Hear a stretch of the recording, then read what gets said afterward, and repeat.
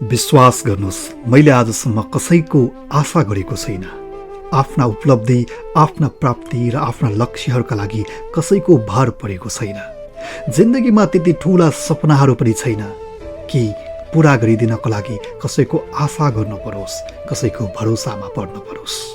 जीवनमा जे छ, आफूले जे प्राप्त गरेको छु त्यसैमा खुसी हुने प्रयत्न गरिरहेको छु र खुसी पनि छु।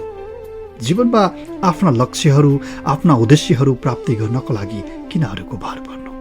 तपाईँले सुन्नु भएकै होला, जब आशा गरिन्छ नि, आशाले निराशा बनाउँछ। निराशाले तपाईँको जिन्दगीको लक्ष्य नै बदलिदिन सक्छ र निराशाले तपाईँलाई दुखी बनाउँछ।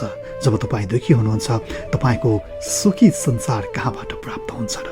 त्यसैले जीवनमा आफ्ना लागि र आफ्ना उपलब्धिहरूको लागि आफैले कडा मेहनत गर्दै, आफैले कडा परिश्रम गर्दै, आफैले उपलब्धि प्राप्त गर्ने मार्ग